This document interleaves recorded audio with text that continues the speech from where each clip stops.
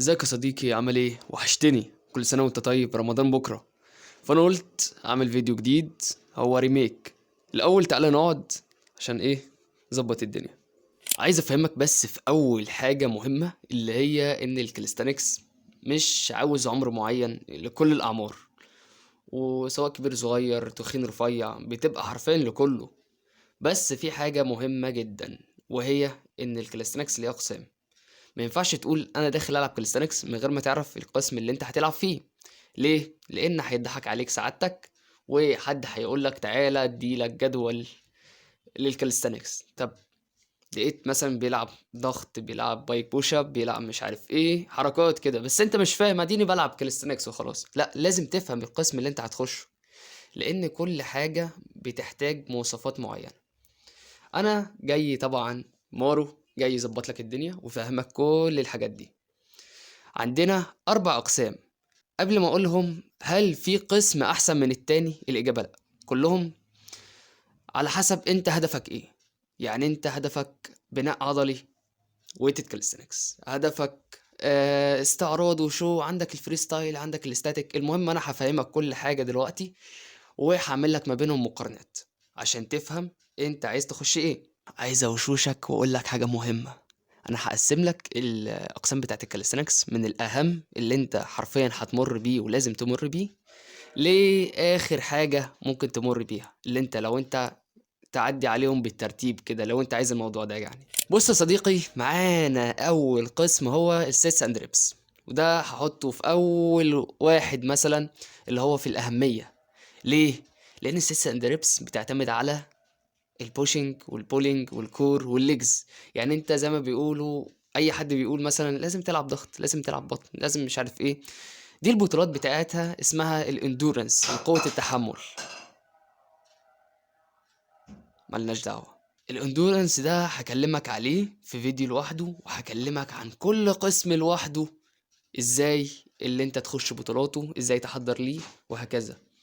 طب يا ترى هنقيمه ازاي؟ بص يا صديقي، اول حاجه البناء العضلي بتاعه بتاع السيتس اند ريبس ممكن هنخليه وسط. البناء العضلي هحطه هنا وسط.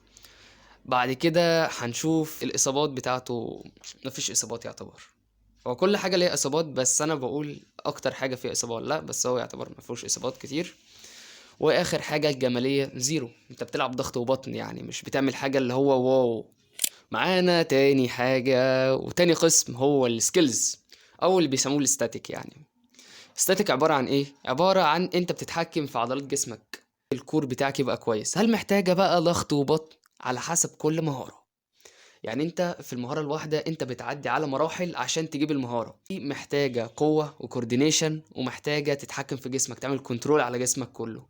ازاي تقفل المفاصل بتاعتك، ازاي امتى تحركها، وهكذا. فدي تاني اهم حاجة. تعالى بقى نديها التقييم التمام. البناء العضلي وسط. ليه؟ لانك اساسا لما بتاكتف العضلات اللي انت عاوزها، برضو بيبقى فيها حمل، فبيتقطع الالياف العضلية، فلما تتغذى ايه اللي يحصل؟ ايوه، بيطلع لك عضلات اكيد يعني. هنشوف الجمالية هديها قفل البار على طول. الاصابات هخليها وسط، لان في حاجات لما انت مفاصل جسمك تحمل عليه تجيله اصابات، فانت محتاج تسخن، محتاج مرونه. انا شايفك انت محتاج مرونه. والكاتيجوري التالتة او القسم التالت يعني بتاع الكاليستانكس هو الويتد كاليستانكس. ويتد كاليستانكس ده يا معلم محتاج اوزان، بتربط اوزان في جسمك. بس حد هيجي يقول لي مروان، هو مش المفروض الكاليستانكس بوزن الجسم؟ صاحبي انت بتلعب بوزن جسمك، بس انت بتزود اوزان على جسمك، مش بتاخد وزن خارجي. انت فاهم الفكرة؟ دي ليها بطولات طبعا، بس ايه الحاجات الاساسيه بتاعتها بقى؟ عندك البول اب العقله، وعندك المتوازي ديبس، وعندك الماسل اب، في ناس بتعمل ماسل اب عادي يعني. تعالى بقى نديها التقييم التمام. بس قبل التقييم نسيت اقول لك حاجه مهمه جدا. انت محتاج تكون قوي في الاساسيات يا معلم. انت ازاي هتطلع لي عقله بوزن وانت مش عارف تلعب عقله؟ ايوه، انت اللي مش عارف تلعب عقله. روح شوف لي الفيديو بتاع ازاي تلعب عقله، روح ارجع على طول، يلا يلا، مفيش تفسير. مهم. تعال نديها التقييم التمام. البناء العضلي بوم، مش محتاجة كلام، ده بناء عضلي يا معلم، انت بتحط وزن جسمك. تعالى في الإصابات. مفيش اصابات كتير يعني، ممكن خليها وسط، خليها وسط عشان بس الاوزان تقيله وكده. تعالى في اخر حته الجماليه. انت مفيش شكل جمالي فيه يعني، انت مش بتعمل بلانش بقى وتلف كل ده جاي في اخر كاتيجوري اصلا. ومعانا اخر كاتيجوري وهي فريستايل. بص انا بقول عليها عامه يعني، لاعبي الكاليستانكس لما بيختم اللعبه او بيزهق منها بيلجأ للفريستايل. يعني انت خلاص معاك البلانش فل، معاك الفرونت ليفر فل الفل، معاك العقله، معاك الماسل اب، معاك، فانت بتحس ان انت محتاج، لا انا بدأت ازهق. معلم انت في الكاليستانكس مش بتزهق، انت فاهم الفكره. فبدأت تعمل حركات زي الجمنازيوم، جمباز وكده، فبتركبها. دي بتحتاج قوة ورد فعل سريع، دي محتاج مفاصل حديد حرفيا اللي انت تلف وكده. بس مشكلتها حاجة، انت تكون زهقت مثلا من الحركات الاستاتيكية اللي هي الثباتات وكده، انت رايح حرفيا الاصابات بايدك. بس انت طبعا متمكن وكده، انت هتستمتع بصراحة لما انت تعمل 360 تلف في الجو. تعال نقيمها بقى كده. البناء العضلي صفر، لانك مش بتعمل بناء عضلي حرفيا، انت بتعمل خلاص ضغط على العضلات وانت محتاج مرونة ورد فعل سريع بوم. تعالى في الاصابات، قفل لي البار حرفيا اصاباتها غبية قوي. تلاقي مثلا كوعك مرة واحدة طلع من مكانه وحاجات كده، مش عايز اخوفك بس انا بقول لك الحقيقة يعني، بواجهك بالحقيقة، ايوه انت بواجهك. تعالى هنشوف الجمالية، قفل لي البار يا معلم. في ناس داخلة الكاليستانكس اصلا بسبب اللي هي شافت الفري ستايل، انت فاهم الفكرة. حتى انا كنت داخل، انا شفت في الناس اللي بتتشقلب دي انا عايز ابقى زيها، بس اكتشفت لما دخلت لقيت الموضوع غير كده، انت فاهم الفكرة. ودلوقتي معانا فقرة مارو الحكيم اللي هيجي ينصحك دلوقتي حاجات مهمة قوي. بص يا معلم، انت لما تيجي تبدأ كلاستانكس مش معناه اللي انت مثلا بتعرف تلعب عقلة كتير وبتعرف تلعب متوازي كتير او بتعرف تلعب مثلا ايا يكن بقى العدات السيتس اند ريبس. استنى اقعد لك كده بقى عشان ايه نفهمك كويس. ده معناه اللي انت هتجيب المهارة بسرعة، يعني هتجيب المهارة على طول؟ لا، انت اساسا في اي حركة انت بتعود جسمك على المهارة، وبتاخد مثلا بروجريشنز، وبتعمل تقويات لعضلات معينة لكل مهارة. طب تعالى بقى الناس اللي بتقولك العب ضغط والعب بطن والعب عقلة كتير فعشان تتطور في الكاليستانكس، ده مسموش تطور في الكاليستانكس. انت بتعمل ايه؟ هفهمك بقى.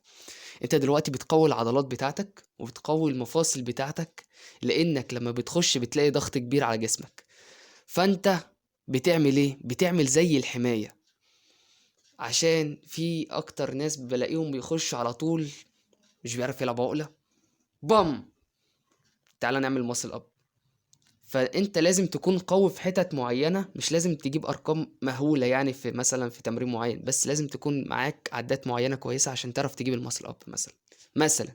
طب البلانش انت بتعمل تقويات لحاجات معينة، انت محتاج تاكتف ايه؟ محتاج تاكتف ال اسمه دوت لوح الكتف عندك، تظبط الوضعيات والفورم بتاعك يبقى صح.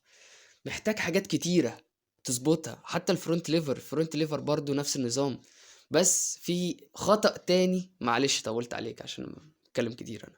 خطأ تاني اللي هو في ناس تقولك عايز تجيب البلانش، اعمل تاك بلانش، اعمل ادفانس بلانش، وبعد كده اعمل استرادل، وبعد كده اعمل بلانش. مبروك عليك البلانش يا فنان.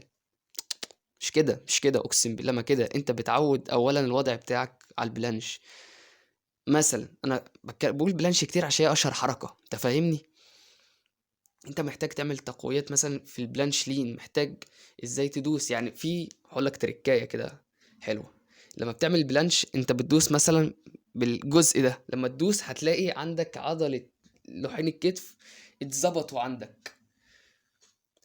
تريكات، اقسم بالله الكلاستريكس عباره عن تريكات.